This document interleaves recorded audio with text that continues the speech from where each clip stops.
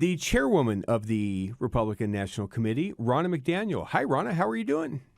Hi, great to be with you. Thanks for having me.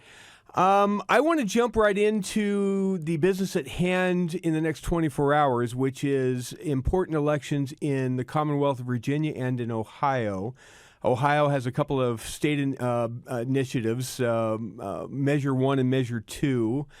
And Virginia's got a whole slate of candidates as well. And we've seen just a masterclass in Virginia given by Glenn Youngkin as to how to bank early vote. And I know at the RNC you've steered the bankyourvote.com website and the RNC's attempt to get into the 21st century and go get the votes where you got to go get the votes. How is the Bank Your Vote project going, and are you going to go to school on Glenn Youngkin over the last few weeks and months and maybe kind of kick it up a couple notches and nationalize it? Oh, well, we've already nationalized it. The Bank Your Vote initiative we launched, I'm glad to see Virginia's adopting it, and Governor Youngkin has taken it on. But we've launched Bank California, Bank Wisconsin, Bank Ohio, and we're launching it in battleground states with key stakeholders and state-specific websites because we really do need to educate our voters on the importance of voting early and voting by mail. And when you do that, you free up resources that we would otherwise be using chasing your vote to allow us to go find new voters and independent voters. So we have to start banking our votes. I liken it this way. You don't start scoring in the fourth quarter of a football game. We have to be scoring in all four quarters if we're going to win elections. Absolutely, 100% right. Now, in Ohio, the two statewide initiatives, Measure 1 and Measure 2, has the RNC taken a position on those? You know, we don't engage with ballot initiatives. Obviously, we don't think that they should vote on Measure 1. Vote no on Measure 1. We think they should adopt that stance, but it's a lot of corporate money coming in, and we can't engage in that issue. But obviously, we've launched Bank Your Vote Ohio as we're gearing up for a key Senate race, some House seats that we can win in 2024, and a presidential state that is battleground that's been trending Republican. Right. Speaking of battlegrounds and how they're trending, New York Times Siena polling came out yesterday, and it's not very good news for the incumbent President Joe Biden, is it? No, I mean, it's very clear the Democrat legacy media and the establishment don't want Biden. They're scared. He's a terrible candidate for president, even though he is an incumbent president. His poll numbers are terrible. He's losing significantly in a matchup with former President Trump in 5 battleground states. So you see people like David Axelrod and some of the Obama alumni coming out now and telling Biden to get out of the race because it is do or die. I mean, right now, ballot access is an issue, and you can't get on the ballot in many of these states. The clock is ticking for Biden on whether or not he can jump out of this race and anybody else can jump in. I'm joined by Ronna McDaniel, the chairwoman of the Republican National Committee. It's a year to the 2024 election, almost to the day, Ronna. Can you remember in your lifetime a political party a year out from a major election openly calling on having their president, their incumbent, get out? I haven't. And I think this is an argument right now within the Democrat Party. I think Biden doesn't want to go anywhere, right? These investigations are ramping up against the Biden Inc. His family members have now been seen to get over $20 million from foreign entities into 20 different LLCs, 10 different family members receiving millions of dollars. He's got some legal jeopardy. He doesn't want to walk away from the White House. His party desperately wants him to walk away, but I don't think Joe Biden's going anywhere because he's going to do what's in his best self-interest, even if it's not in the self-interest of his party. Now, I want to shift over to some more international stuff and compare it to the kind of the circus atmosphere that was going on in the House of Representatives during the speaker battle last month. We had our problems, certainly, and it took a lot longer, and it was kind of embarrassing for a while that a handful of Republicans held up the process to finally pick a speaker that everybody could agree on. And that was bad for what it was. But Ronna McDaniel, the Democratic Party, has an anti-Semitic problem on their hands that is a raging inferno within their conference, within their caucus, and no one is willing to call it out for what it is. Where is Hakeem where is Democratic leadership saying no to this?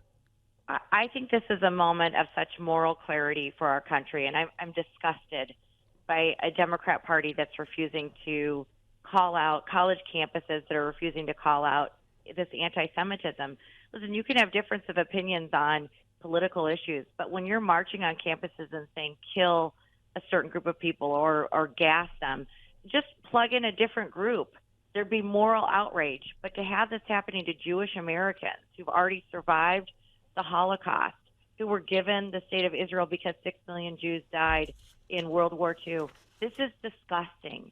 And Rashida Tlaib in Michigan and others who are using anti-Semitic tropes and chants and are not being condemned by everybody. She's making videos. She's making videos threatening Joe Biden.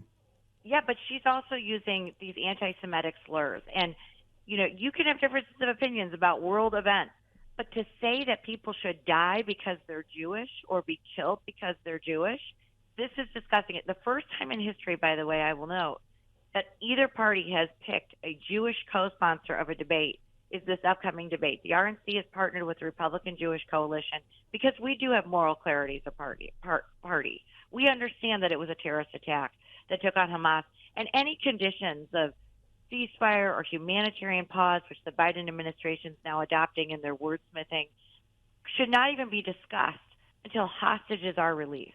Let's not forget 32 Americans died. Americans are still being held hostage, and that is not humanitarian. The way 1,500 people were slaughtered in Israel was not humanitarian. Imagine if this happened on our southern border, what we would be doing right now.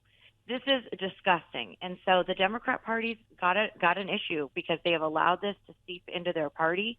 They've tried to have it both ways, and Joe Biden is now saying you can't have it both ways. You need to have moral clarity.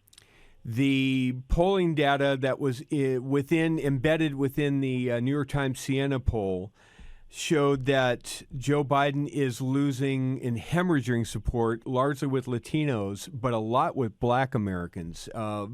Apparently, Donald Trump is polling around 22% with Black Americans, which is an all-time high for a Republican in any major poll. Jasmine Crockett, who is a Democratic representative, was on CNN over the weekend with Dana Bash, and she attributed it, Biden's drop with Black Americans, to their feelings dictating their reality. I think that's a little whistling past the graveyard, Ronna. What do you think? Totally. Listen, you look at the mayor of Dallas, an African-American mayor who just switched to the Republican Party. Why? And Eric Johnson talks about this. He says because it started with the defund the police movement. The Democrat Party adopted a movement that has absolutely hurt Black and minority communities because they decimated police departments across this country. We are now seeing a rise in crime. We are seeing businesses leave, jobs leave, economic opportunity leave, taxpayer funds leave, public schools. This is what's happening. These are smart, savvy voters.